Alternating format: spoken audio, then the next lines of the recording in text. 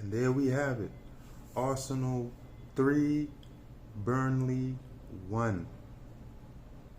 This game lived up to what I expected. It wasn't an easy game at all. Burnley are a team that plays football, but they cannot finish. That has been their greatest problem this season. Over to Arsenal. The lineup was a bit changed today. Zinchenko comes back into left back. Ben White didn't start today, so Tomiyasu played on the right. He kept the same midfield of Havertz, Rice, and Jorginho. Trossard continues to soldier on up top. The first half of the game was pretty much what you could expect. We had no creativity in midfield, and it showed. We struggled to break down Burnley's 4-4-2 at many points in the first half. We just had nothing in midfield. Havertz, again, had no cutting edge, no conviction. He doesn't offer anything in the form of an attack. Again, in this game, he's only 6 yards out. He can't put a header on target. This is what they said was one of his strengths. They said he was great in the air. He hasn't shown it. He hasn't shown any conviction when he gets the ball in the box. He just looks like a broken player. He looks like a defeated and broken player. He was hooked off in the second half, to my amazement, because he was just offering nothing there. But back to the first half. We huffed and puffed. We got some crosses into the box, but that wasn't gonna do anything. Again, it was Martinelli and Saka who was our creative outlets. Fortunately for us, just before the break, we got a goal from Trossard, who appeared to be injured on the play. He was clattered into the keeper, who then forced him to hit the post. It looks like he injured his arm. Got a ding on his arm just before halftime, which was fortunate because the longer this stayed at 0-0, it would have stayed in Burnley's favor. Straight after halftime, Burnley were on it. They were a different side. Koleosho, who's very pacey, straight from halftime, ran directly into our box. Directly into our box. No one can lay a glove on him. And that was just some signs of things to come, because just few moments after that, Koleosho manhandles Tomiyasu, gets into the box, lays a low cross. No one can clear the ball. Burnley score. At this point, you're looking at it and saying, wow, Burnley came here to play.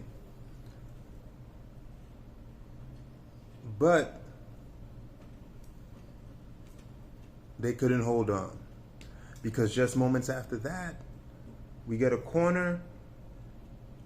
Saliba scores his first goal of the season. I'm happy for the center back. We're up 2-1. And just after Saliba scores, Havertz is subbed off because, again, he was offering nothing.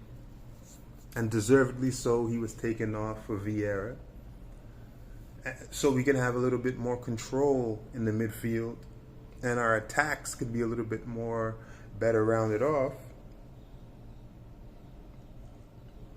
We started to regain control of the game, especially in the midfield. Zinchenko gets a goal, first goal of the season, with a scissor kick straight off of a corner. It was a lovely goal for him. By then, we took full control of the game. Vincent Kompany started to make a few subs for his side to see if he could get some forwards on. He was taking off midfielders. And then, as we're cruising in the game, Fabio Vieira with a ridiculous challenge, a high boot, shows his studs, kicks the player, gets a straight red, and with Kompany continuing to throw on forwards for his side, they just continued to huff and puff, but they couldn't get anything. Late on in the game, they finally got behind us. Zinchenko was a little bit lackadaisical. The player gets behind him. Burnley crossed the ball into the box. We were scrambling. Kivior gives Jorginho a straight boot to the head. But apart from that, we were in full control. This game, again, we end up on the winning side. Spurs lost earlier to Wolves in the dying minutes, which then allows us to go above them in the table. City play Chelsea tomorrow. We're level with them. We're hoping that the Blues, who seem to get nothing from City, nothing, hopefully they could do us a favor. But again, going back to our game, we have to figure out what we're going to do with this midfield. We're getting nothing from this midfield. No creativity, no control. Havertz, we're carrying him. Again, he's just out there just to fill the numbers, but he's not offering the attack, the defense, anything. He's not offering us anything out there on that pitch. A lot of people have been asking to put Zinchenko in midfield.